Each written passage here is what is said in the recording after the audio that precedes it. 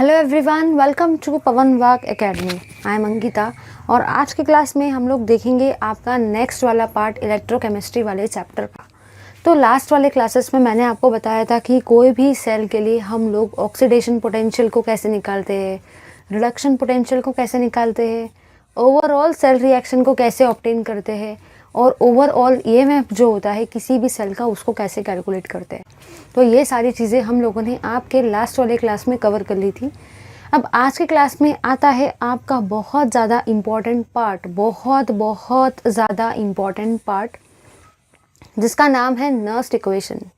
Nernst equation से आपको board में हर साल क्वेश्चन आएगा, या तो उसका डेरिवेशन टाइप का शॉर्ट एक्सप्रेशन आ सकता है या तो आपको एमसीक्यू टाइप का क्वेश्चन आ सकता है। सो आपको हर एंगल से इस चीज़ के लिए प्रिपेयर रहना है, ठीक है। तो नर्स्ट इक्वेशन इंपॉर्टेंट पार्ट है।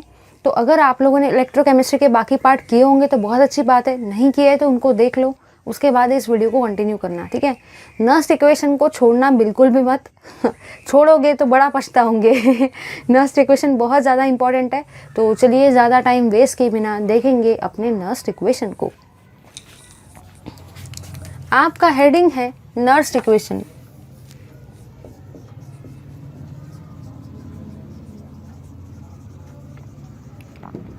और नर्स्ट इक्वेशन के लिए एक और नाम है, वो नाम है आपका dependence of cell potential on concentration.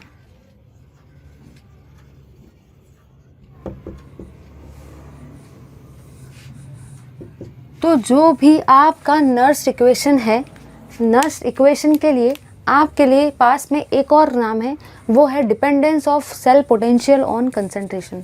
मतलब आपको आइडिया तो मिल ही गई होगी कि नर्स्ट इक्वेशन में एक्चुअली क्या होने वाला है। नर्स्ट इक्वेशन में आपको सेल पोटेंशियल का कंसंट्रेशन के साथ में क्या रिलेशन है वो हम लोग देखने वाले। चलिए लेंगे एंट्री नर्स्ट इक्वेशन के पार्ट में।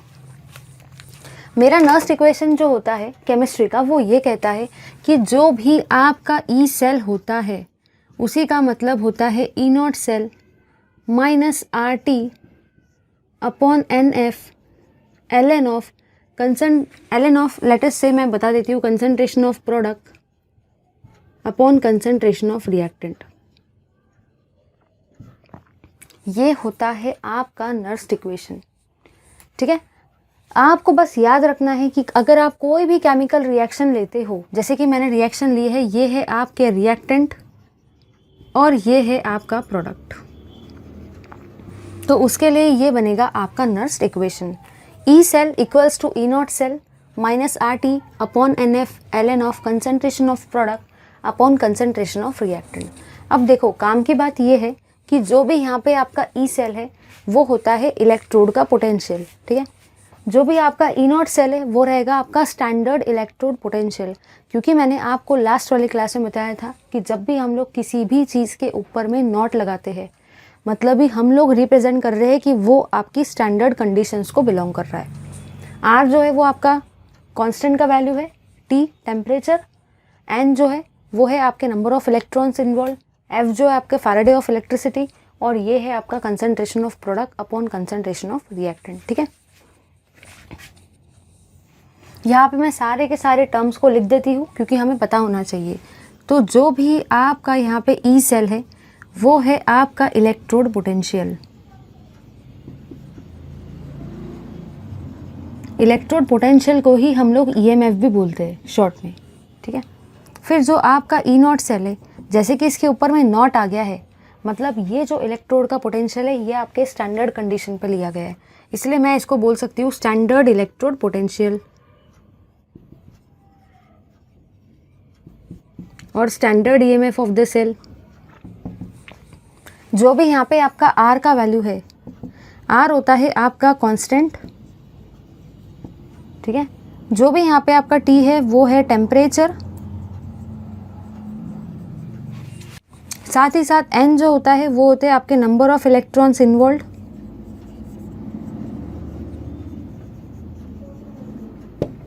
और आपका ये होता है प्रोडक्ट और ये होता है रिएक्टेंट। ये जो कांस्टेंट होता है ये आपका गैस वाला ही कांस्टेंट होता है, जिसका वैल्यू होता है 8.314। ठीक है, चलिए बढ़ेंगे आगे। आगे मैंने यहाँ पे ये जाना कि सपोज़ ये तो एक नॉर्मल वाली चीज़ हुई कि कोई भी रिएक्शन में, मैंने आपको जनरल तरीके से बताया है कि अगर आप कोई भी रिएक्शन को कंसिडर करते हो तो हमेशा आपका जो लेफ्ट हैंड साइड में प्रेजेंट होता है आप उसको रिएक्टेंट बोलते हो, जो भी आपका राइट हैंड साइड में प्रेजेंट होता है आप उसको प्रोडक्ट बोलते हो। ठीक है, अब सपोज़ अगर मैं एक और रिएक्शन आपकी ले लूँ, यहाँ पे अगर मैं एक रिएक्शन को कंसिडर कर रही हूँ, लेट अस से ये है मेरी रिएक्शन। रिएक्शन ये कहती है मुझे कि जो भी आपका छोटा a इंटू कैपिटल A है प्लस छोटा b into capital B gives छोटा c into capital C plus छोटा d इंटू कैपिटल D, ये हुई आपकी रिएक्शन। तो आप सबको इतना तो समझ में आ ही गया होगा कि जो भी आपके लेफ्ट हैंड साइड में आ रहे हैं वो है रिएक्टेंट, और जो भी आपके राइट हैंड साइड में आते हैं एरो के रिएक्शन में वो होते हैं आपके प्रोडक्ट। यहाँ पे जो आपका छोटा a, छोटा b, छोटा c और छोटा d है, ठीक है, ये क्या रिप्रेजेंट कर रहे हैं? स्टोइकियोमेट्री को। ये है आपकी स्टोइकियोमेट्री। ठीक है, सिमिलरली बिल्कुल नर्स्ट इक्वेशन, मुझे यही वाला नर्स्ट इक्वेशन यहाँ पे अप्लाई करना है और बताना है कि क्या वैल्यू आएगा। बस मुझे यही वाले नर्स्ट इक्वेशन को यूज़ करने का है और इस रिएक्शन के लिए लिखने का है। तो चलिए मैं यहाँ पे लिखूँगी नर्स्ट इक्वेशन, कि मेरा नर्स्ट इक्वेशन जो रहेगा, जो मेरे सामने लिखा हुआ है, मुझे बस इस रिएक्शन के लिए लिखना है। तो कैसे लिखेंगे, देखो इधर।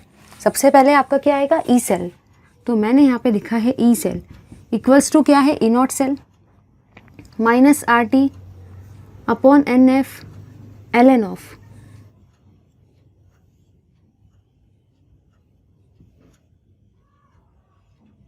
देखेंगे आपने यहाँ पे ये जाना कि आपको सबसे ऊपर में लिखना है कंसंट्रेशन ऑफ प्रोडक्ट। तो प्रोडक्ट है आपके ये दोनों, तो कौन से प्रोडक्ट है? एक है आपका सी, ठीक है, सी के सामने में सी की स्टोइकियोमेट्री क्या है? सी, छोटा वाला सी, तो वो उसके ऊपर चले जाएगा। साथ ही साथ आपका एक और प्रोडक्ट कौन सा बन रहा है? डी। डी के सामने में डी की स्टोइकियोमेट्री क्या है? छोटा डी। जैसे कि मैंने आपको इसके पहले वाले क्लासेस में भी बताया था कि स्टोइकियोमेट्री हमेशा कहाँ पे जाती है? पावर में। याद है ना आप सभी को नारा? मैंने आप लोगों को एक ही चीज़ बताई थी कि स्टोइकियोमेट्री हमेशा पावर में जाती है। स्टोइकियोमेट्री हमेशा पावर में जाती है। स्टोइकियोमेट्री हमेशा पावर में जाती है। फिट कर लो दिमाग में। अपॉन में क्या है? रिएक्टेंट। लिखेंगे रिएक्टेंट को। चलिए, ये हुआ आपका नर्स्ट इक्वेशन इस रिएक्शन के लिए। मतलब मुझे हर एक रिएक्शन के लिए क्या नर्स्ट इक्वेशन को सच में याद रखने की ज़रूरत है? नहीं। आप बस एक ही चीज़ को, एक जनरल नर्स्ट इक्वेशन को समझ लो, बाकी सारे नर्स्ट इक्वेशन तो आप यूँ बना सकते हो। चलिए बढ़ेंगे आगे। आगे मेरा जो कंडीशन है वो ये कहता है कि सपोज़ अगर मुझे इस एल को हटाना है, क्योंकि काम की बात जो है वो ये है, यहाँ पे आपका एल आ रहा है और पेपर में जब आपको इस नर्स्ट इक्वेशन से रिलेटेड कैलकुलेशंस आएंगे तो वहाँ पे आपको एल वाला टेबल नहीं दिया जाता है, आपको पेपर में लॉगरिथमिक टेबल दिया जाता है, मतलब ये लॉग टेबल दिया जाता है। तो जाहिर सी बात है, जब आपको पेपर में लॉग टेबल दिया जाता है, इस एक्सप्रेशन में तो एल आ रहा है, मतलब मुझे करना क्या है? मुझे इस एल को कन्वर्ट करने का है लॉग में, क्योंकि मुझे एग्जामिनर पेपर के वक्त लॉगरिथमिक टेबल देता है। तो चलिए अब हम लोग कन्वर्ट करेंगे इस एल को लॉगरिथमिक में। ठीक है, पहले आप लोग इतने पार्ट का स्क्रीनशॉट ले लो। चलिए देखते हैं। इसी इक्वेशन को पहले यहाँ पे कंसिडर करेंगे। सपोज़ अगर मुझे लिखना है एल को, तो मैं एल को ऐसा भी लिख सकती हूँ 2.303 इंटू लॉग की बेस 10। आप लोगों ने ये वाला कन्वर्शन मैथ्स में भी बहुत जगह किया होगा, फिजिक्स में भी किया होगा कि एल का मतलब क्या होता है? 2.303 इंटू लॉग 10। तो जाहिर सी बात है, मैं इस एल के जगह पे 2.303 इंटू लॉग 10 लिख सकती हूँ, बिल्कुल लिख सकती हूँ। चलिए देखेंगे। तो आपका जो एक्सप्रेशन बनेगा वो रहेगा ई सेल, बिल्कुल एज इट इज़ देख के इसको यहाँ पे लिख रहे हैं। इक्वल्स टू क्या आ रहा है आपका? E not cell minus as it is. यहाँ पे मुझे अब क्या लिखना पड़ेगा? 2.303। इसके जगह पे हम ये दोनों लिख रहे हैं। तो पहले मैं लिखूँगी 2.303, सिस्टमेटिकली अरेंज करके लिखते हैं। फिर है आपका आर टी, अपॉन में है आपका एन एफ। अब मुझे बताओ इस एल के जगह पे क्या आएगा? लॉग की base 10, concentration of product upon concentration of reactant I hope आप सबको ये चीज़ एकदम बेस्ट तरीके से समझ गई है। ठीक है, तो आपको कुछ भी नहीं करना है, इस ln के जगह पे मैंने 2.303 इंटू लॉग की बेस 10 लिख दिया है। अब ये वाला इक्वेशन मेरे लिए हेल्पफुल है क्योंकि जब भी मैं कैलकुलेशन करूँगी तो मेरे पास लॉगरिथमिक टेबल रहेगा और यहाँ पे भी लॉग है, तो अब मेरे कैलकुलेशन एकदम ईजी हो जाएंगे। चलिए बढ़ेंगे आगे। आगे मेरी कंडीशन ये कहती है, ये तो आपका एक नर्स इक्वेशन हो गया। बढ़ेंगे आगे। एट 25 डिग्री सेल्सियस, अगर आपको examiner max to max cases में वो 25 डिग्री सेल्सियस का ही पूछता है, तो जब भी आपको 25 डिग्री सेल्सियस का क्वेश्चन में आ जाए तो दिमाग में एक चीज़ फिट कर लो कि हम लोग क्या करेंगे ना, इस पार्ट का पहले से कैलकुलेशन कर लेंगे। क्योंकि देखो कैसा होता है ना, पेपर में आपको कैलकुलेशन के वक्त कैलकुलेटर नहीं दिया जाता है, लॉगरिथमिक टेबल रहता है, बट सच में लॉगरिथमिक टेबल से भी इतने जल्दी कैलकुलेशन होता है क्या? होता नहीं। तो काम की बात यह है कि आपको इन कैलकुलेशंस को थोड़ा सा अपने लिए इजी बनाना पड़ेगा। जैसे कि बुक में भी ये वाली चीज़ दे रखी है, तो अगर आपको टेम्परेचर 25 डिग्री सेल्सियस दे रखा है तो आप टेम्परेचर का वैल्यू यहाँ पे सब्सटीट्यूट कर सकते हो। ठीक है, तो टेम्परेचर जब 25 डिग्री सेल्सियस है तो 25 डिग्री सेल्सियस का ही मतलब क्या होता है? 298 केल्विन, है ना।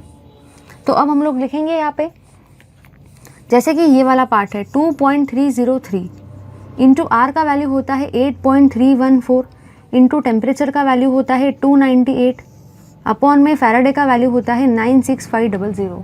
तो इसका आपका वैल्यू आता है 0.0592। तो हम लोगों ने क्या किया, पेपर में आने वाले कैलकुलेशन को पहले ही अपने लिए करके रख लिया, जिससे अपने कैलकुलेशन कैसे हो गए, बहुत ज़्यादा ईजी। तो मैंने 2.303 आर टी अपॉन एफ ये वाले कैलकुलेशन को पहले ही करके रख लिया, जिसका वैल्यू इतना आया है।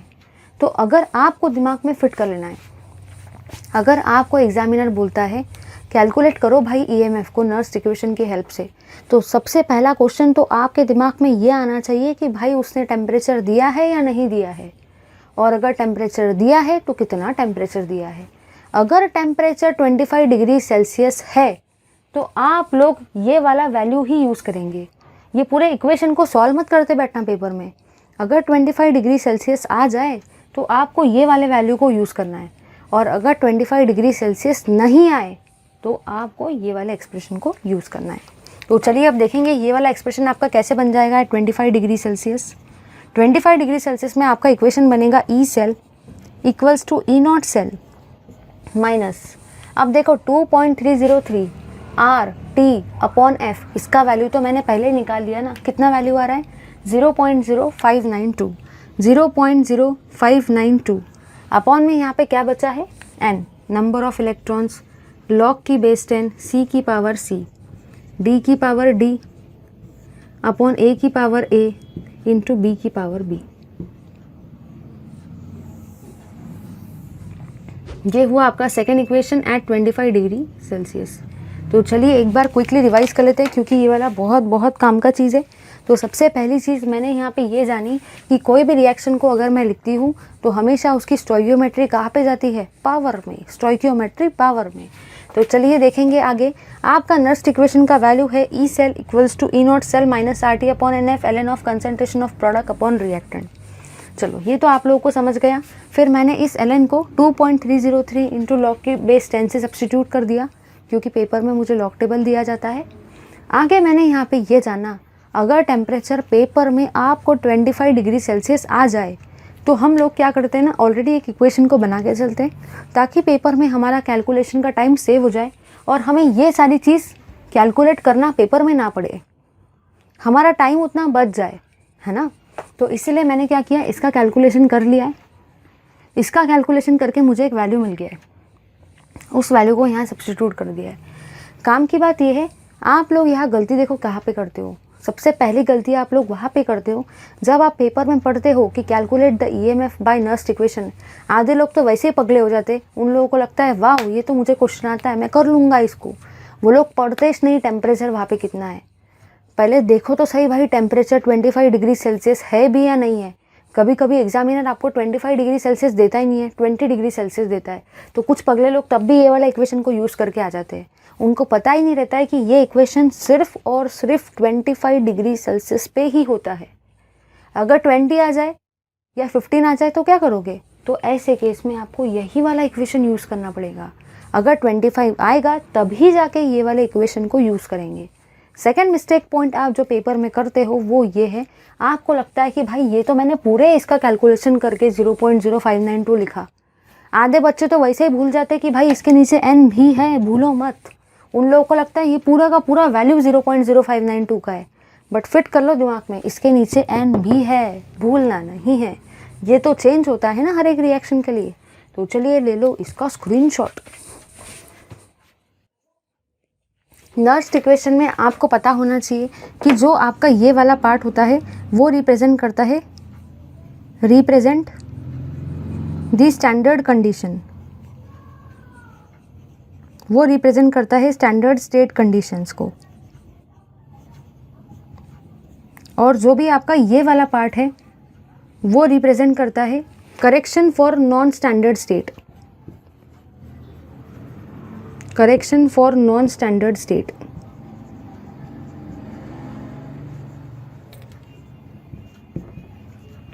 अब सुनो मेरी बात, अभी तक ऐसा एमसीक्यू आया नहीं है, बट मुझे लगता है ऐसा एमसीक्यू आने के चांस है।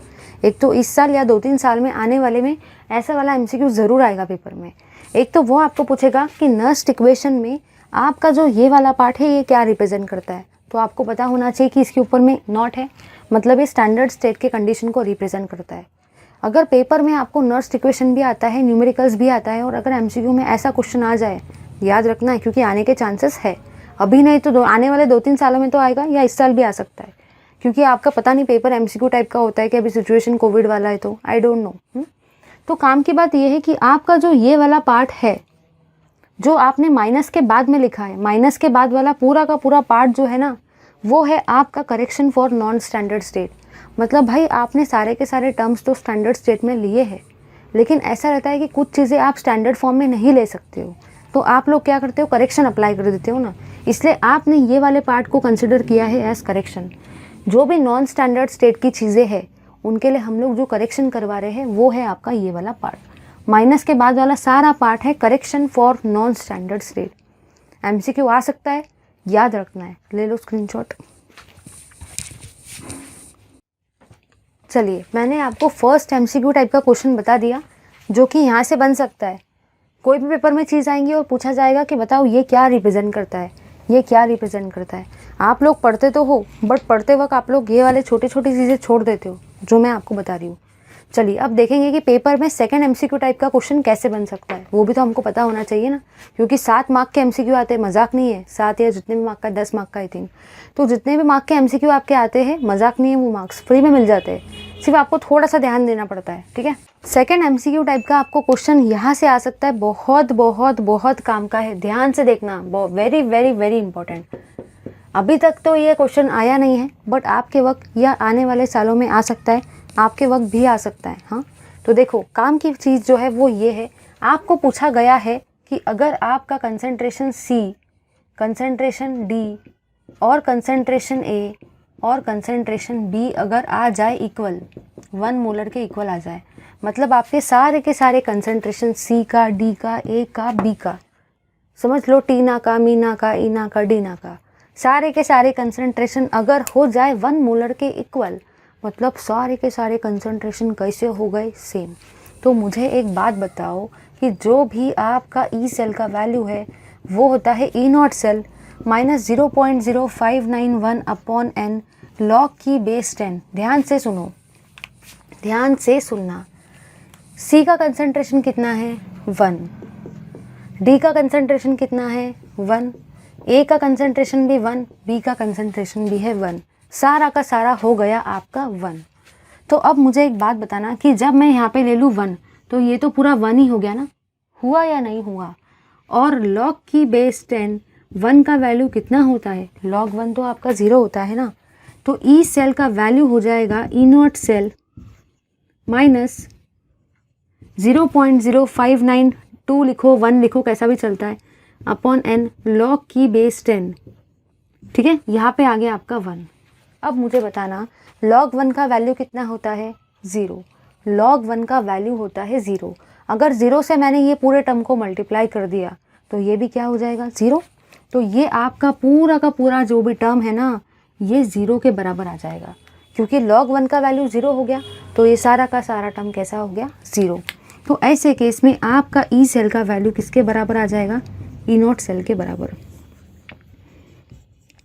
बहुत बहुत काम का क्वेश्चन है, इसको पढ़ते वक्त छोड़ देते हो। मैंने आपको यहाँ से 2 MCQ टाइप के क्वेश्चन करवाए हैं, याद रखो, भूलो मत, ये तो बहुत ही इंपॉर्टेंट है। पता नहीं अभी तक क्यों नहीं आया है, क्या पता आ जाए। आपको याद रखना है कैसे पूछा जा सकता है। देखो, सबसे पहला आपको ये पूछा जा सकता है कि कौन सी कंडीशन रहेगी कि आपके ये E cell E not cell के बराबर आ जाए। तो पेपर में आपको अलग अलग टाइप की कंडीशंस दे सकता है एग्जामिनर, कि सी और डी का इक्वल आएगा, ए और बी का इक्वल आएगा, नन ऑफ दिस, या तो आपको फोर्थ ऑप्शन रहेगा C equals to D equals to A equals to B. तो आपको कौन से वाले ऑप्शन पे क्लिक करना है, जिसमें सारे के सारे कंसंट्रेशन 1 के बराबर हो, सारे के सारे कंसंट्रेशन कैसे हो, सेम। ऐसा नहीं कि पहले ऑप्शन में रहेगा C equals to D, second option में रहेगा only when A equals to B, third option में रहेगा ऑल इक्वल। तो आपको ऑल इक्वल वाला याद रखना है। जब सारे के सारे इक्वल होंगे तभी तो log 1 आएगा ना, log 1 आएगा तभी तो वो 0 के बराबर होगा ना, और जब वो 0 होगा तभी तो ये दोनों इक्वल होंगे ना। समझा या नहीं, याद रखना है। यहाँ से भी आ सकता है, या इसको देख के ये पूछा जाए, या इसको देख के ये पूछा जाए। प्रिपेयर रहो, ठीक है, ले लो स्क्रीनशॉट। चलिए अब हम लोग करेंगे कुछ कैलकुलेशंस को, कैलकुलेशन ऑफ सेल पोटेंशियल। मतलब अगर आपको अलग अलग टाइप का सेल का वैल्यू दिया जाए और आपको पूछा जाए कि बताओ कि सेल का पोटेंशियल कैसा होगा, तो आप ऐसे केस में कैसे क्या कैलकुलेशन करेंगे। तो चलिए हम लोग देखेंगे उस चीज़ को। नेक्स्ट हेडिंग है आपका कैलकुलेशन ऑफ सेल पोटेंशियल।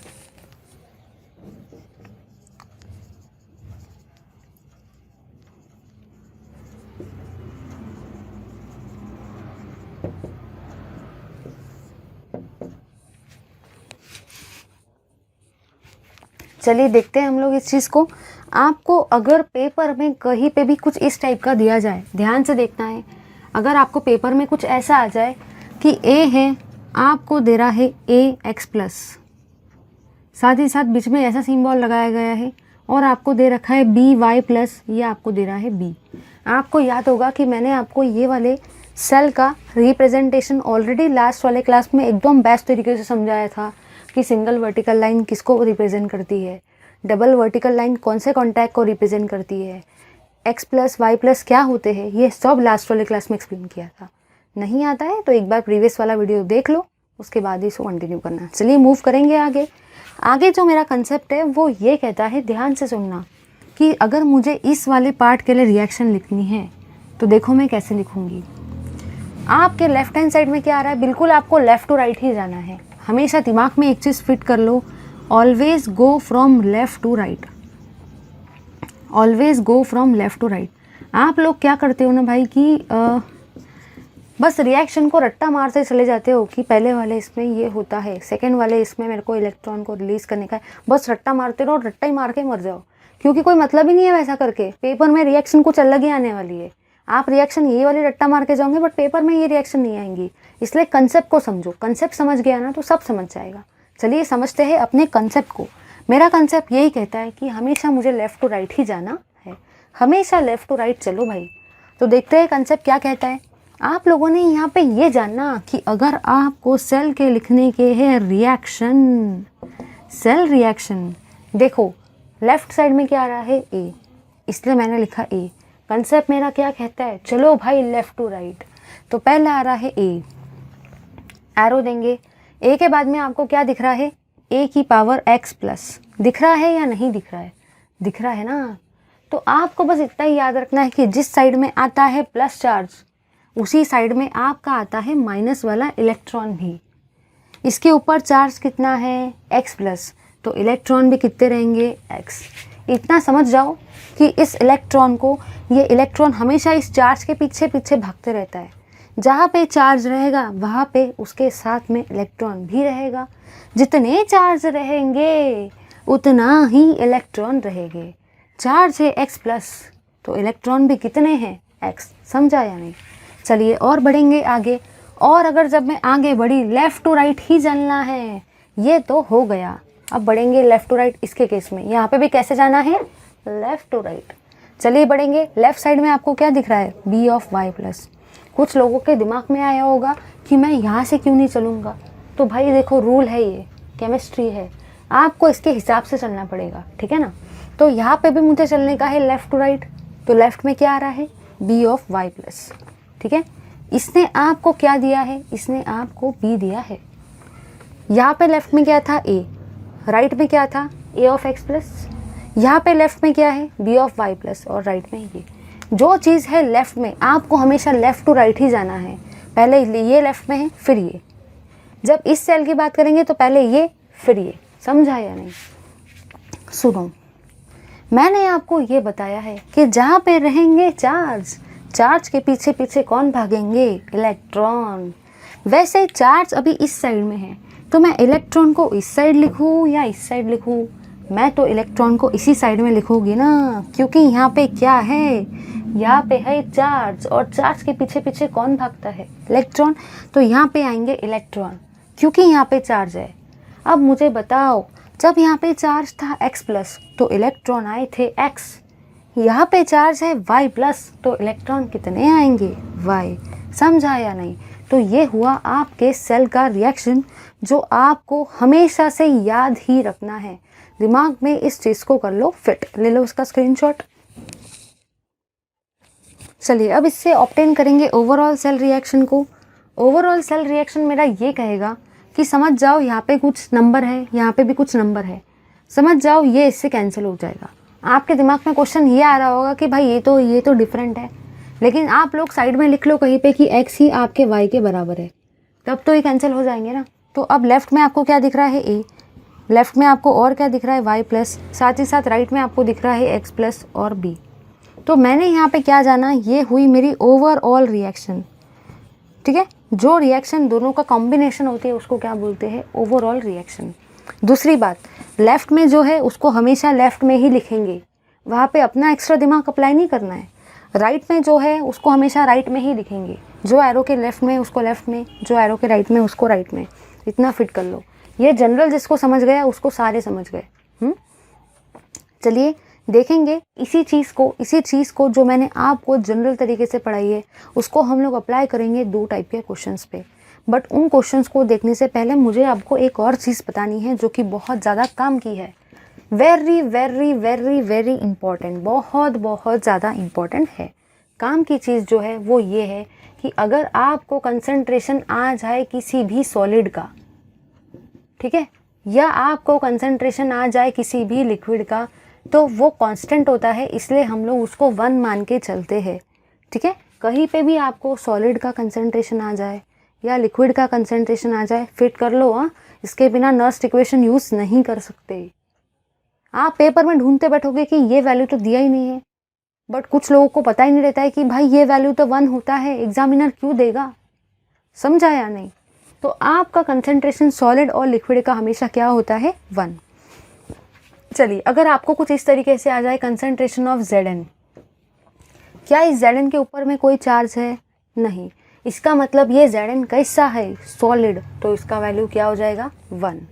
अगर आपको कहीं पे आ जाए Zn2 प्लस, इसके ऊपर चार्ज आ रहा है, तो क्या ये 1 रहेगा, नहीं, ठीक है, ये 1 के बराबर नहीं रहेगा, ठीक है। चलिए मूव करेंगे आगे मैंने यहाँ पे ये जाना, कहीं पे अगर आपको आ जाए कॉपर, क्या कॉपर के ऊपर कोई चार्ज है, नहीं, तो वो कैसा है, सॉलिड के लिए वैल्यू क्या आती है, 1। अगर कहीं पे आ जाए Cu+2, तो बोलो जल्दी से, इसके ऊपर में आ रहा है चार्ज, तो क्या इसका वैल्यू यहाँ पे 1 हम लोग कंसिडर करेंगे, नहीं, क्योंकि इसके ऊपर में क्या आ रहा है, चार्ज। तो आपको दिमाग में इतना फिट कर लेना है कि कहीं पे भी आपको ए दिखेगा और उसके ऊपर कोई भी चार्ज नहीं है, तो आप हमेशा उसको 1 मान के ही चलेंगे। चलिए कुछ और एग्जाम्पल को लेंगे। अगर आपको आ जाए Ag, क्या इस Ag के ऊपर में कोई चार्ज है, नहीं, तो ये भी कैसा रहेगा, 1, कांस्टेंट 1। अगर आपको आ जाए Ag+2, तो ये कैसा है, आपका आयन, इसका वैल्यू 1 नहीं रहेगा। क्वेश्चन में दिया है तो रहेगा, बट क्वेश्चन में नहीं दिया है तो आप उसको 1 मान के नहीं चलोगे। फिट कर लो, मेटल दिया है, कोई भी चार्ज नहीं है, पेपर में एग्जामिनर ऐसे चीज़ों के कंसंट्रेशन नहीं देगा, क्योंकि वो आपसे चाहता है कि वो कंसंट्रेशन एटलीस्ट आपको पता हो, बीइंग अ 12th स्टूडेंट। तो इतना दिमाग में फिट कर लो कि इनका वैल्यू क्या रहता है, 1। ले लो इसका स्क्रीनशॉट। चलिए अब बढ़ेंगे हम लोग आगे मैंने यहाँ पे ये जाना कि अगर मुझे नर्स्ट इक्वेशन इसके लिए अप्लाई करना है, नर्स्ट इक्वेशन को अगर मुझे यूज़ करना है तो मेरा नर्स्ट इक्वेशन का वैल्यू क्या होगा। और मुझे 25 डिग्री सेल्सियस पे एग्जामिनर ने अगर पूछा है, रिएक्शन दे रखी है, नर्स्ट इक्वेशन की हेल्प से मुझे निकालना है, तो मेरा फॉर्मूला क्या होता है, E cell equals to E not cell minus 0.0591 upon n log की base 10 concentration of product upon concentration of reactant, product upon reactant. तो चलो एक बात बता ना, यहाँ पे मैंने 0.0592 क्यों लिखा है, क्योंकि मैंने टेम्परेचर कैसा लिया है, 25 डिग्री सेल्सियस। अब दिमाग में क्वेश्चन ये आता है कि भाई कंसंट्रेशन ऑफ प्रोडक्ट और रिएक्टेंट मुझे कौन से रिएक्शन के लेने हैं। फिट कर लो, हमेशा ओवरऑल सेल रिएक्शन से ही हम लोग नर्स्ट इक्वेशन को ऑब्टेन करेंगे, ठीक है। तो ये हुआ आपका एरो के राइट साइड में, और जो भी चीज़ आती है एरो के राइट साइड में उसको हम लोग क्या बोलते हैं, प्रोडक्ट। तो जो भी चीज़ एरो के लेफ्ट हैंड साइड में आने वाली है वो क्या रहने वाली है, रिएक्टेंट, वो रहेगा आपका रिएक्टेंट, ठीक है। चलिए मूव करेंगे आगे मैंने यहाँ पे ये जानना, ई सेल का वैल्यू हो जाएगा E not cell minus 0.0592 upon n log की बेस 10। बताओ प्रोडक्ट कौन से है, A of X plus into concentration of B upon reactant कौन से है, concentration of A into concentration of B Y plus. बस प्रोडक्ट को प्रोडक्ट के जगह पे लिख दिया, रिएक्टेंट को रिएक्टेंट के जगह पे लिख दिया। अब काम की बात जो है वो ये है कि आपको पता होना चाहिए कि ये क्या है, सॉलिड, क्या इसके ऊपर कोई चार्ज है, नहीं, तो इसका वैल्यू क्या रहेगा, 1। तो मैं इसको यहाँ से रिमूव कर सकती हूँ कि नहीं, बिल्कुल कर सकती हूँ। ये क्या है, सॉलिड, क्या इसके ऊपर कोई चार्ज है, नहीं, इसका मतलब इसका वैल्यू क्या है, 1। तो क्या मैं इसको इग्नोर कर सकती हूँ, बिल्कुल कर सकती हूँ, तो इसको भी कर देंगे इग्नोर। तो ये हुआ आपका जनरल तरीके से नर्स्ट इक्वेशन जो हम लोग किसी भी केमिकल रिएक्शन के लिए लिखते हैं। ले लो स्क्रीनशॉट। चलिए अब हम लोग मूव करेंगे आगे, अप्लाई करेंगे अलग अलग टाइप के केमिकल रिएक्शंस पे। तो चलिए देखेंगे उस चीज़ को। आपको यहाँ पे बस एक ही चीज़ याद रखनी है कि आपको कोई भी रिएक्शन आ जाए तो आपको नर्स्ट इक्वेशन बनाते आना चाहिए। अगर नर्स्ट इक्वेशन बनाते आपको आ भी जाएगा, फॉर्मूला भी आ जाएगा, अगर आपको क्वेश्चन में सेल रिप्रेजेंटेशन दे रखा है, रिएक्शन नहीं दे रखी और पूछा जाए नर्स्ट इक्वेशन का फॉर्मूला बताओ, तो आप नहीं बता पाओगे, क्योंकि आपको रिएक्शन ही लिखते नहीं आती है। इसीलिए मैंने आपको रिएक्शन लिखना अभी सिखाया कि कोई भी सेल रिप्रेजेंटेशन से आप रिएक्शन को कैसे लिखोगे। भाई अगर रिएक्शन ही नहीं लिखेंगे तो नर्स्ट इक्वेशन कहाँ से यूज़ करेंगे। तो चलिए देखेंगे और 2-3 एग्जाम्पल्स को जो आपको न्यूमेरिकल में आने के चांसेस है। तो पहला जो क्वेश्चन हम लोग ले रहे हैं टेक्स्ट बुक का ही लेते हैं। आपको यहाँ पे दे रखा है CD+2, CD को वो वाली CD मत समझना, यहाँ पे दे रखा है Cu+2 और Cu, ये वाली चीज़ आपको दे रखी है। चलिए देखेंगे। सबसे पहली चीज़ तो मुझे एक बात बताओ, आपको अगर बस इतना ही दिया जाए, रिएक्शन नहीं दी जाए और बोला जाए कि बताओ नर्स्ट इक्वेशन कैसा होगा, तो क्या सच में निकाल सकते हैं? नहीं, क्योंकि आपको तो रिएक्शन लिखते नहीं आती है। तो चलिए मैं आपको बताती हूँ रिएक्शन लिखने का तरीका, ठीक है। याद रखना है रिएक्शन पेपर में आपको ही अपने लिए बनानी है, रेडीमेड नहीं मिलने वाली है, ठीक है। मैंने आपको अपना फंडा बता दिया है, कहाँ से कहाँ चलेंगे, हमेशा हम लोग जाएंगे लेफ़्ट टू राइट हिट जाने का। तो पहले देखेंगे इसको, लेफ़्ट में क्या आ रहा है CD, राइट में क्या आ रहा है CD+2, ठीक है। चलो अभी आपको सब समझा दिया है। जहाँ पे रहेगा चार्ज के आगे पीछे कौन घूमने वाले हैं, इलेक्ट्रॉन। तो चार्ज के साइड में और क्या आएगा, इलेक्ट्रॉन। कितने चार्ज है, 2, इलेक्ट्रॉन भी कितने रहेंगे, 2। समझा या नहीं।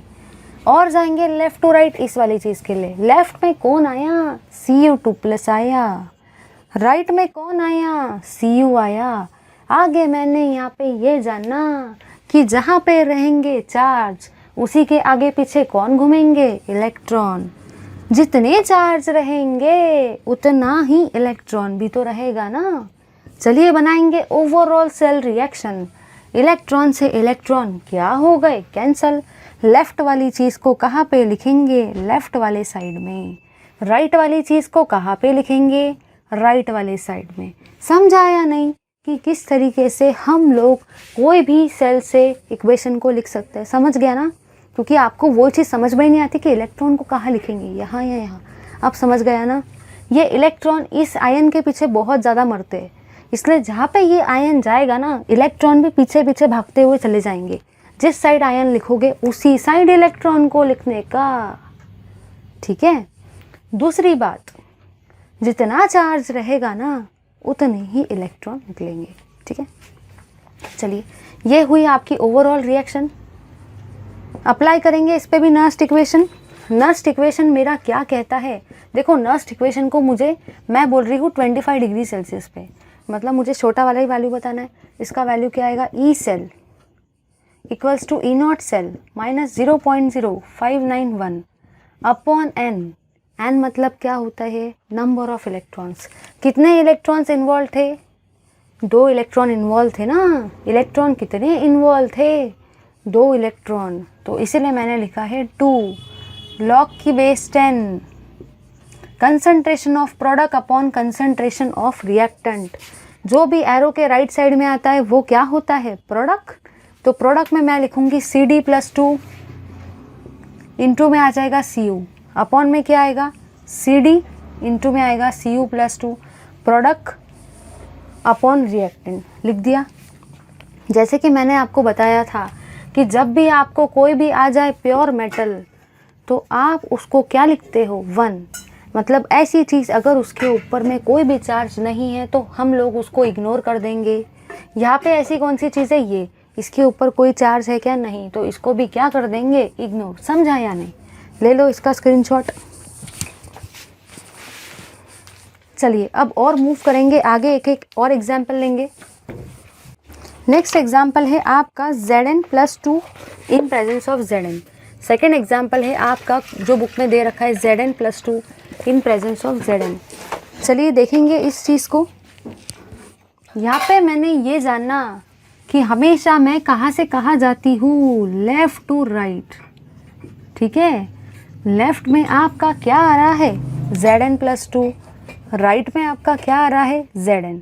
जहाँ पे रहेंगे चार्ज, आगे पीछे कौन घूमेंगे, इलेक्ट्रॉन।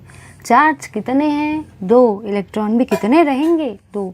ये हुआ आपका रिएक्शन। सेल इतना ही है, इसलिए मैंने रिएक्शन को भी इतना ही लिखा। अगर आगे कुछ और रहता था तो हम लोग आगे लिखते थे। तो अब यहाँ पे आपका यही ओवरऑल हुआ, क्योंकि यहाँ पे तो दिया ही नहीं गया। तो चलिए लिखेंगे इसके लिए भी नर्स्ट इक्वेशन को। नर्स्ट इक्वेशन का आपका वैल्यू होगा E cell equals to E not cell minus 0.0592 upon number of electrons कितने इन्वॉल्व है, 2 log की base 10 concentration of product upon concentration of reactant. चलिए बताना, आपका n का वैल्यू यहाँ पे कितना आया, 2। प्रोडक्ट क्या है, Zn। रिएक्टेंट क्या है, Zn+2। बट एक बात बताना कि Zn है क्या, इसके ऊपर कोई चार्ज है, नहीं। जिसके ऊपर चार्ज नहीं होता है उसको हम लोग क्या कर देते हैं, इग्नोर। उसके जगह पे 1 लिख देते। आपको पेपर में अगर सपोज ये वाला आ जाए, देखो ये आपका 3rd MCQ टाइप का क्वेश्चन है जो मैं आपको इस वीडियो में बता रही हूँ। 3rd MCQ टाइप का क्वेश्चन आपका यहाँ से ये बन सकता है कि अगर आपको ये वाली चीज़ आ जाए, पूछा जाए कि correct Nernst equation among the following MCQ is, तो आपको बताते आना चाहिए। आप सभी का आंसर निकलेगा ये वाला। बट मैं एक बात बताऊँ, आपको ऑप्शन में ये वाला आंसर दिया ही नहीं जाएगा, क्योंकि ये तो हर किसी का आएगा। तो एक बात बताना कि अगर मैं इसको क्या इस तरीके से भी लिख सकती हूँ, E cell equals to E not cell plus 0.0592 लिखो भाई, अपॉन 2 log की बेस 10 Zn+2। पता है क्या होता है, कुछ लोगों को, सबको ये वाला आंसर पता होता है, ये सभी निकालते हैं। ऑप्शन में ये वाला आंसर होता ही नहीं है, क्योंकि एग्जामिनर को आपकी मेंटल एबिलिटी को जज करना है। तो समझ लो हम लोगों ने क्या किया है। जब मैं ये नीचे वाले को ऊपर लेके गई, तो ये माइनस साइन क्या बन गया, प्लस। समझा या नहीं, बस कुछ भी नहीं करना है। जब ये नीचे वाला गया ऊपर तो माइनस साइन क्या बन जाता है, प्लस। नीचे वाला ऊपर माइनस का हुआ प्लस। समझा या नहीं। तो पेपर में अगर आपको ऐसा आ जाए, पूछा जाए correct Nernst equation for the following cell is, तो ये वाला ऑप्शन नहीं दिया जाए तो ये वाला ऑप्शन टिक करके आओगे ना सारे के सारे। समझा या नहीं। नीचे वाला ऊपर माइनस का हो गया प्लस। ये 3 MCQ में से पेपर में आने के चांसेस है। अच्छे से करूँ। चलिए देखेंगे नर्स्ट इक्वेशन के न्यूमेरिकल्स को ज़्यादा टाइम वेस्ट किए बिना। पेपर में आपको मतलब बुक में आपको ये वाला क्वेश्चन दे रखा है। पेज नंबर 106 का प्रॉब्लम नंबर 5.10 को हम लोग डिस्कस कर रहे हैं। पेज 106 प्रॉब्लम 5.10, ठीक है। इस इक्वेशन को तो मुझे आपको बताना है, लेकिन काम की बात जो है वो ये है कि आपको बहुत सारे लोगों को प्रॉब्लम्स आएगी, तो देख लो उस चीज़ को क्या है। वो बेसिक नहीं समझेगा तो वो वहाँ पे हमेशा प्रॉब्लम जाएगी। बुक में घुमा फिरा के दे रखा है कि भाई इसका वैल्यू ज़्यादा है इसलिए इसको लिखेंगे, इसका कम है इसलिए इसको ऐसा लिखेंगे। बट अगर वैल्यू नेगेटिव साइन के साथ में आ जाए EMF के, तब क्या करोगे? तब तो बड़ी मुश्किल में पड़ जाओगे कि ये ज़्यादा है या वो वाला ज़्यादा है। तो ये ज़्यादा कम के लफड़े में पड़ने का नहीं, मैं आप लोगों को ऐसा ट्रिक बता रही हूँ जिससे आप लोग EMF का वैल्यू डायरेक्टली निकाल सकते हो। याद कर लो दिमाग में, इस चीज़ को फिट कर लो दिमाग में कि आपको जब भी कोई भी सेल का रिप्रेजेंटेशन दिया जाए, सेल रिएक्शन तो दी जाएगी नहीं। सेल रिएक्शन चलो आप बना भी लोगे, मैंने आपको सिखा दिया ट्रिक। कैसे चलोगे? Left to right. जिस साइड रहेंगे आयन, उस साइड में कौन भागेंगे? इलेक्ट्रॉन। जितने आयन रहेंगे उतने ही तो इलेक्ट्रॉन रहेंगे ना। लेकिन काम की बात जो है वो ये है कि अगर आपको सपोज़ याद रखना है कि नर्स्ट इक्वेशन का, जैसे कि इक्वेशन आपका ये होता है, मैं क्वेश्चन का फॉर्मेशन आपको समझा रही हूँ जो बुक में नहीं दिया है बट काम का है।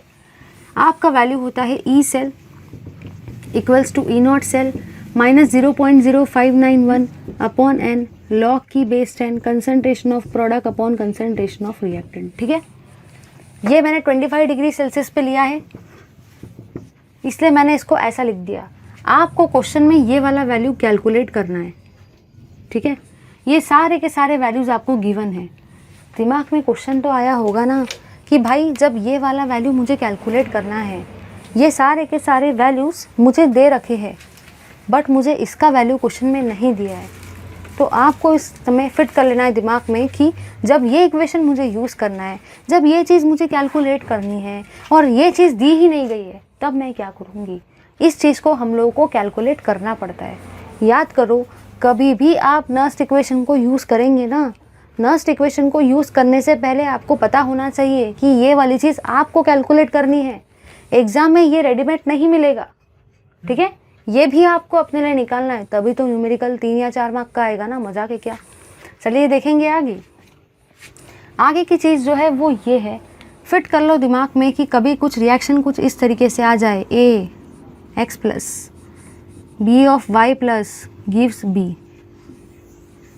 ठीक है, अब अगर आपको E0 सेल का वैल्यू निकालना है, जाहिर सी बात है जब मुझे इस इक्वेशन को यूज़ करना है, मतलब ही मुझे नर्स्ट इक्वेशन को यूज़ करना है, तो मुझे ये वाला वैल्यू तो निकालना पड़ेगा ना। ये तो दिया नहीं गया है, तो इसको कैसे निकालेंगे वो देखो। इधर आपको याद रखना है हमेशा right hand side minus left hand side, right hand side minus left hand side.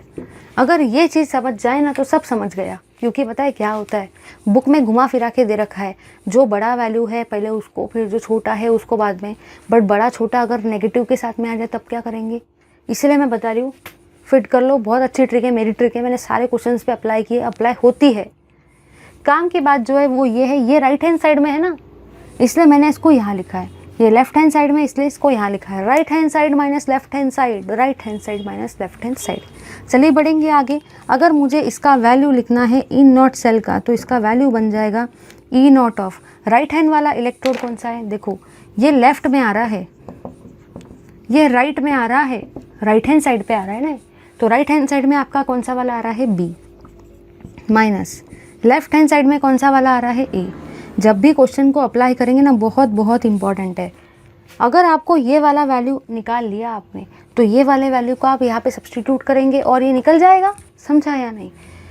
ये इक्वेशन सबको आता है बट ये निकालते नहीं आता है।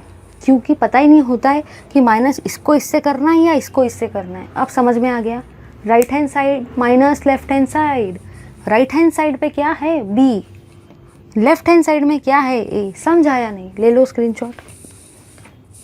चलिए देखेंगे प्रॉब्लम 5.10 को।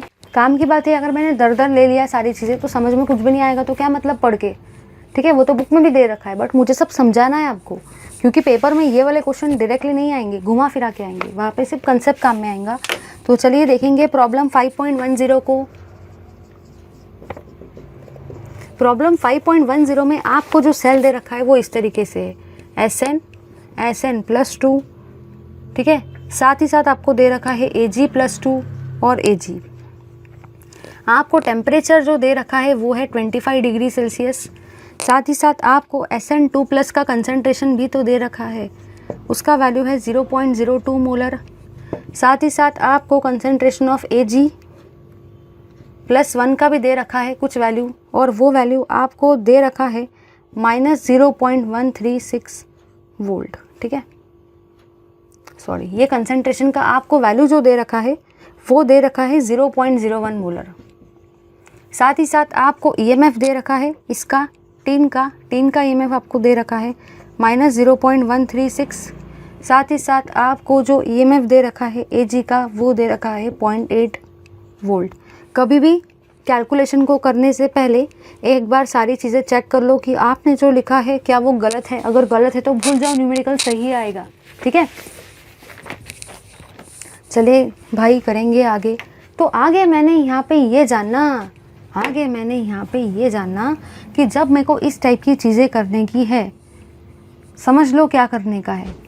काम की बात जो है वो ये है कि आपको ये वाला चीज़ दे रखा है वहाँ पे, तो देखेंगे आगे हम लोग। तो आगे मैंने यहाँ पे ये जाना कि सबसे पहले तो हम लोग क्या करेंगे, हम लोग सबसे पहले तो E0 सेल का वैल्यू निकालेंगे, क्योंकि मैंने आपको बता दिया है, अभी मुझे बार बार बताने की ज़रूरत नहीं है।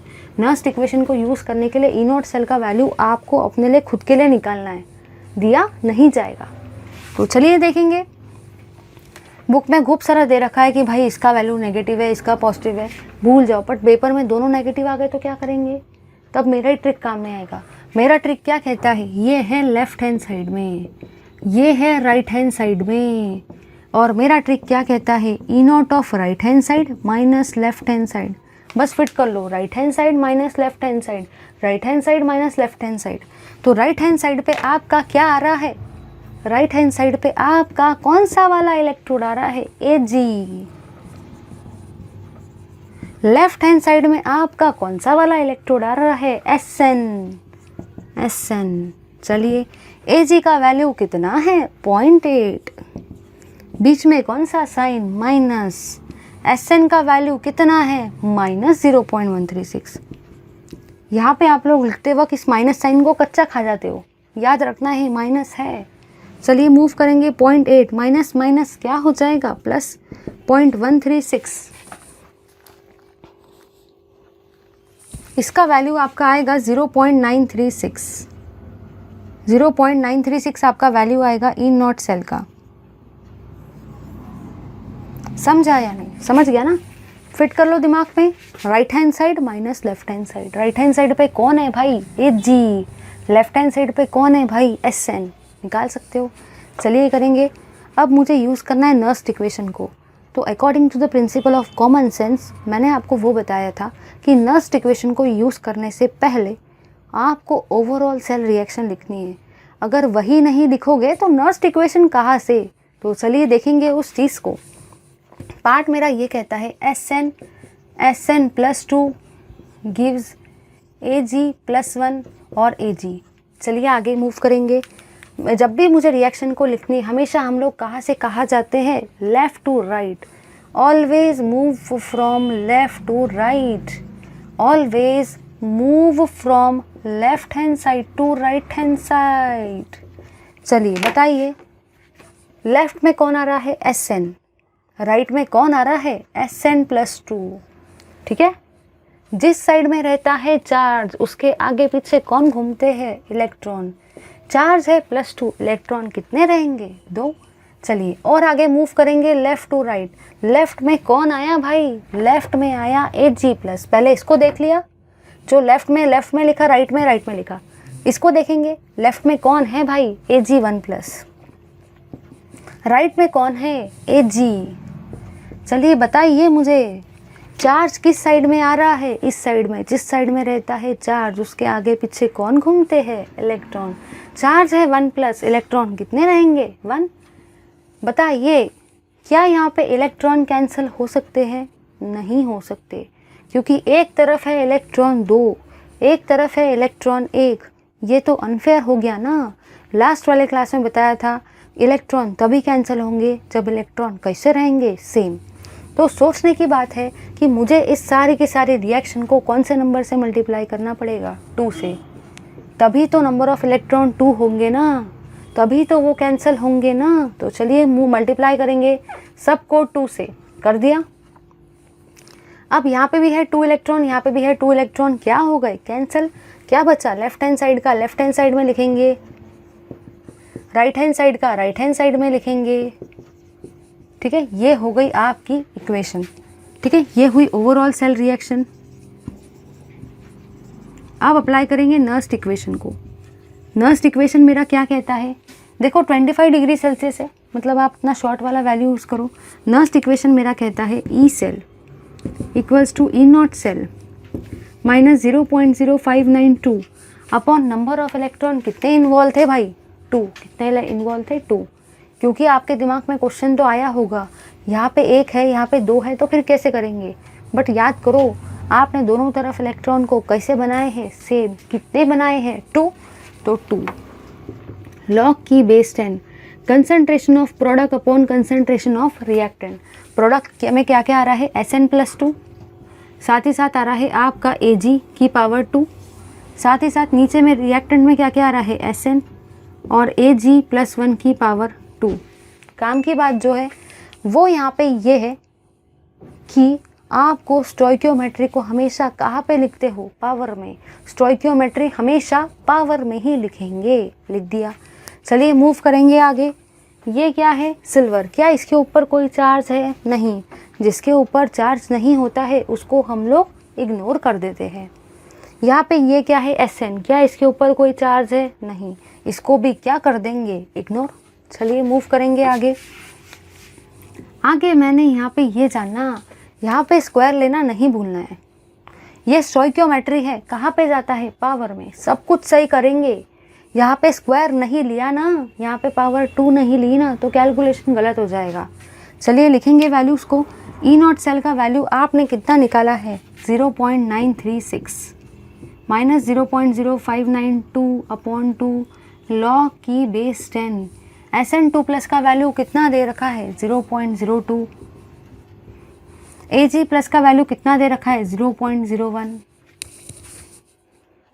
मैक्सिमम केसेस में बताओ आप लोग क्या करते हैं? मैक्सिमम केसेस में आप लोग इसको सॉल्व करते बैठते हो पगले जैसे, और उसका वैल्यू आता ही नहीं। पूरा पेपर भूल जाओ। तो सुन लो उसको कैसे सॉल्व करना है। देखो कभी भी आपको अगर ऐसा आ जाए 0.02 अपॉन 0.01, तो आप इसको कैसे सॉल्व करेंगे? ये आपका क्या है? स्क्वायर है। ठीक है, क्योंकि ये 0.01 Ag1 प्लस का वैल्यू है। इसके पावर में कितना है? 2, इसलिए मैंने यहाँ पे 2 लिखा है। आ जाओ, जब आपको इस टाइप की चीज़ को सॉल्व करना है ना, तो इसको सॉल्व करते बैठोगे ना विदाउट कैलकुलेटर तो भूल जाओगे कैलकुलेशन होगा। तो कैसे सॉल्व करने में आपको ट्रिक भी बताती हूँ। देखो ये है 2, अगर मुझे इसको 2 बनाने का है तो मैं इसको ऐसा भी लिख सकती हूँ 2 × 10 की पावर -2। देखो कैसे? क्योंकि मैंने इस पॉइंट को 2 डिजिट से शिफ्ट करवाया है, इसलिए मैंने 2 लिखा है। कौन से साइड में शिफ्ट करवाया है? राइट हैंड साइड में। तो पावर में क्या आएगा? -2 अपॉन, अगर मुझे इसको एज इट इज़ लिखना है तो मैं क्या इसको ऐसा भी लिख सकती हूँ 1 × 10 की पावर -2। लिख सकते हैं कि नहीं? क्योंकि देखो ये है आपका 0, जब ये 0 यहाँ से यहाँ जाएगा, यहाँ से यहाँ जाएगा, तो ये 1 बन जाएगा। ये आपका 1.0 और 2.0 आ जाएगा। ठीक है, यहाँ पे आपका 2.0, मैं 0.0 इसलिए लिख रही ताकि आपको समझ में आए। जैसे मैंने इस पॉइंट को 2 डिजिट से शिफ्ट करवाया है तो यहाँ पे 2 आ गया। राइट हैंड साइड में करवाया इसलिए माइनस आया। सिमिलरली 0.01 को भी मैं 1 बना लेती हूँ। कैसे हो जाएगा, 2 डिजिट से पॉइंट को शिफ्ट करवाएंगे, 1 2, इसलिए 10 की पावर में 2 आया। कौन से डायरेक्शन में कराया, राइट हैंड साइड में, इसलिए क्या आया माइनस, और इसका है स्क्वायर। चलिए करेंगे आगे। आगे मैंने यहाँ पे ये जाना, ये है 2 इंटू 10 की पावर -2 अपॉन में हम लोग लिखेंगे 1 का स्क्वायर क्या होता है, 1 इंटू 10 की पावर -2 इंटू -2, -2 इंटू 2 क्या हो जाएगा -4। चलिए करेंगे आगे, 2 इंटू 10 की पावर -2, जब ये -4 ऊपर जाएगा तो क्या बन जाएगा, -4। तो 2 इंटू 10 की पावर ये कितना आ जाएगा आपका ये बन जाएगा आपका -2 +2, ठीक है, +2 बन जाएगा। इसी को हम लोग लिख सकते हैं 200। तो देखो ऐसे कैलकुलेशन कितने इजी हो गए। और अगर इसको सॉल्व करते बैठते थे तो भूल जाओ कि आंसर आएगा। आधे बच्चे तो यही से हार मान जाते हैं कि उनको लगता है ये मेरे से होगा ही नहीं। बट मैं आपको समझा दे रही हूँ क्योंकि कैलकुलेटर नहीं दिया जाएगा तो याद कर लो। अगर ऐसे कैलकुलेशन आएंगे, मुझे इसका टेबल नहीं आता है लेकिन मुझे 2 और 1 के टेबल आते हैं, इसलिए मैं इसको 2 1 में कन्वर्ट करूँगी। कैसे कन्वर्ट करूँगी वो भी देखो। पॉइंट को शिफ्ट करवाएंगे, 2 डिजिट से करवाया इसलिए 10 की पावर में 2 आया। राइट में कराया इसलिए माइनस आया। नीचे में भी वैसा ही करा दिया, इसका स्क्वायर लिया है तो -2 का स्क्वायर कितना हो जाएगा, -4। -4 ऊपर जाएगा तो क्या बन जाएगा, +4। -2 + 4 +2, 2 इंटू 10 की पावर 2 मतलब ही क्या होता है 200। अब उसको सॉल्व कर सकते हैं आगे। इसका वैल्यू आपका आएगा 0.936, ठीक है, -0.0592 अपॉन 2 log की बेस 10। अब ये कैलकुलेशन का वैल्यू कितना आया है 200। इसका वैल्यू आएगा आपका 0.8679, ठीक है। ये रहेगा आपका ई सेल का वैल्यू वोल्ट में। ईएमएफ का यूनिट देना नहीं भूलना है, ठीक है, याद रखना है। बहुत ही मस्त क्वेश्चन था। सिर्फ आपको यहाँ पे क्या क्या याद रखना था कि सॉलिड का कंसंट्रेशन कभी भी आप नहीं लेते हो, इग्नोर कर देते हो। मतलब एक ऐसी चीज़ जिसके ऊपर में चार्ज नहीं होता है, ठीक है। दूसरी बात मैंने आपको ये बताई, E0 सेल का वैल्यू कभी भी निकालना पड़ेगा, क्वेश्चन में नहीं दिया जाता है। बहुत सारे क्वेश्चन में दिया ही नहीं जाता है, ठीक है। पेपर में कैसे याद रखना है, किसको किससे माइनस करेंगे, right hand side minus left hand side, right hand side minus left hand side. Right hand side पे सिल्वर है इसलिए सिल्वर, लेफ्ट हैंड साइड में टिन है इसलिए टिन, निकाल लिया। चलिए नर्स्ट इक्वेशन को अप्लाई करने से पहले ओवरऑल सेल रिएक्शन निकालनी पड़ती है, इसलिए एक रिएक्शन लिखी, दूसरी रिएक्शन लिखी, ओवरऑल निकाला। इलेक्ट्रॉन सेम नहीं है, आप सेम करवाओ, आपकी जिम्मेदारी है सेम करवाने की। कैसे करवाएंगे, एक सूटेबल फैक्टर से मल्टीप्लाई करके लिख देंगे। स्टोइकियोमेट्री को हमेशा कहाँ पे डालेंगे, पावर में। स्टोइकियोमेट्री को भूलना मत, ले लो स्क्रीनशॉट। चलिए डिस्कस करेंगे प्रॉब्लम 5.11 को, देखेंगे प्रॉब्लम 5.11 को। वहाँ पे आपको दे रखा है ये वाला Zn+2 in presence of Zn। आपको Zn+2 का कंसंट्रेशन का वैल्यू दे रखा है 0.02 मोलर। साथ ही साथ आपको यहाँ पे स्टैंडर्ड इलेक्ट्रोड पोटेंशियल का वैल्यू दे रखा है -0.76 वोल्ट, ठीक है। ऐसा क्वेश्चन पेपर में आ सकता है, भूलना नहीं है। चलिए देखेंगे आगे। आगे मैंने यहाँ पे ये जाना, मुझे यहाँ पे निकालना जो है वो है आपका EMF ऑफ सेल। आपको यहाँ पे ई सेल का वैल्यू निकालना है, मतलब नर्स्ट इक्वेशन को अप्लाई करना है। चलिए आपको जो सेल दे रखा है वो है Zn2+ और Zn का वैल्यू, ये है आपका सेल। तो मुझे बताइए, जब भी हमें नर्स्ट इक्वेशन को यूज़ करना है, सबसे पहले आपने कसम खाई है, आपको याद रखना है कि आप ओवरऑल सेल रिएक्शन को लिखेंगे। तो चलिए सेल रिएक्शन को लिखते वक्त कहाँ से कहाँ जाते हैं, always move from left to right. Left में क्या है Zn2+, राइट में क्या है Zn। जहाँ पे रहते हैं चार्ज, उनके आगे पीछे कौन घूमते हैं, इलेक्ट्रॉन। जितने चार्ज रहेंगे उतने ही तो इलेक्ट्रॉन रहेंगे ना। चलिए अप्लाई करेंगे नर्स्ट इक्वेशन को। नर्स्ट इक्वेशन मेरा क्या कहता है, E cell equals to E0 cell -0.0592। आपको टेम्परेचर यहाँ पे 25 डिग्री सेल्सियस दे रखा है, ठीक है। चलिए इसलिए मैंने 0.0592 लिखा है अपॉन n, लॉग की base 10 concentration of product upon concentration of reactant, ठीक है। चलिए बताइए मुझे यहाँ पे आपके नंबर ऑफ इलेक्ट्रॉन्स का वैल्यू कितना है 2, तो यहाँ पे मैं लिखूँगी n का वैल्यू है आपका 2, ठीक है। अब मुझे लिखना है प्रोडक्ट अपॉन रिएक्टेंट। प्रोडक्ट क्या है आपके, प्रोडक्ट है Zn, रिएक्टेंट में क्या है Zn प्लस 2। याद है ना कसम, जब कोई भी चीज़ आपको दिख जाए जिसके ऊपर में चार्ज नहीं होता है, आप उसको क्या कर देते हो, इग्नोर। मैंने कर दिया इसको इग्नोर, याद रखना है, ठीक है। चलिए देखेंगे आगे। आगे मैंने यहाँ पे ये जाना कि जब मैं इस चीज़ को ऐसा लिखने गई ना, E cell equals to E not का वैल्यू आपको दे रखा है -0.76 -0.0592 अपॉन 2 लॉग की बेस 10 1 अपॉन Zn2 प्लस का वैल्यू आपको दे रखा है 0.02। इसको करना कैसा लग रहा है, मुश्किल। मैंने आपको बताया था कि जब ये चीज़ ऊपर जाएंगी, जब ये चीज़ ऊपर जाएंगी तो ये वाला माइनस साइन काय में कन्वर्ट हो जाएगा, प्लस में लिखेंगे इसको, ये वैल्यू आ जाएगा -0.76। ये वाला साइन काय में कन्वर्ट हो गया, प्लस में, क्योंकि मैंने इसको ऊपर ले लिया है, ठीक है। तो इसको आप लोग अब आराम से सॉल्व कर सकते हो। इसका वैल्यू आपका आएगा -0.81 वोल्ट, ठीक है। देखो नर्स इक्वेशन आ जाए, सेल रिएक्शन लिखते आ जाए, सब कुछ आ जाए, लॉगरिथमिक टेबल यूज़ करते नहीं आएगा तो फंस जाओगे। इसलिए अगर आपको लॉगरिथमिक टेबल को यूज़ करना सीखना है तो एक कमेंट में डाल दो, मैं लॉगरिथमिक टेबल का पूरा वीडियो बना के डालती हूँ, लॉग, एंटी लॉग, रेसिप्रोकल और स्क्वायर कैसे निकालते हैं लॉगरिथमिक टेबल की हेल्प से। बस कमेंट में आपको डालना है। अगर आप लोग कमेंट डालते हो, जैसे कि मैं आपके कमेंट्स हर दिन सुबह उठने से सबसे पहले कमेंट्स पढ़ने का ही काम करती हूँ, तो कमेंट्स आप लोग डालो। भले मैं रिस्पॉन्स नहीं दे रही हूँ, बट मैं सारे कमेंट्स आपके पढ़ती हूँ। तो लॉगरिथमिक, एंटी लॉगरिथमिक टेबल जो भी आपका रहेगा मैं आपको बता दूँगी, ठीक है। देखो भले मैंने थोड़ा पार्ट कवर किया है इस वीडियो में, आई नो दिस थिंग, लेकिन काम की बात यह है जितना भी पार्ट कवर किया है बहुत बेस्ट तरीके से किया है। ये पार्ट मैंने आपको पढ़ाया नहीं है, ये पार्ट के थ्रू मैंने आपके कंसेप्ट को क्लियर करवाया है। तो अगर आपको पेपर में ये रिएक्शन नहीं आई तब भी आप क्वेश्चंस को लगा पाओगे, क्योंकि मैंने आपके कंसेप्ट वाली जड़ को क्लियर करवाया है। याद रखना है, जब भी ई नॉट सेल का वैल्यू लिखेंगे तो कैसा लिखेंगे, right hand side minus left hand side, ठीक है। जब भी सेल रिप्रेजेंटेशन से सेल रिएक्शन को लिखेंगे तो कैसे जाएंगे, left to right, always move from left to right. जिस साइड रहेगा चार्ज उसी साइड इलेक्ट्रॉन भी तो घूमेंगे ना, जितना चार्ज रहेगा उतने ही इलेक्ट्रॉन रहेंगे। नर्स्ट इक्वेशन को लिखने से पहले सेल रिएक्शन को ओवरऑल लिखना मत भूलना। अगर इलेक्ट्रॉन बैलेंस नहीं है तो वो आपकी जिम्मेदारी है, आप इलेक्ट्रॉन को बैलेंस करवाएंगे सुटेबल फैक्टर से मल्टीप्लाई करके।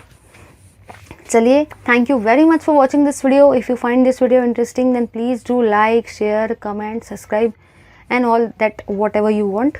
पेपर में यहाँ से क्वेश्चन रहेगा नर्स्ट इक्वेशन से, एक न्यूमेरिकल गारंटी के साथ लिख के देखती हूँ आएगा यहाँ से 2 मार्क का या 3 मार्क का, ठीक है। अच्छे से करके जाओ, मैंने 3-4 MCQ टाइप के क्वेश्चन भी बताए हैं जो आने के चांसेस है। Thank you.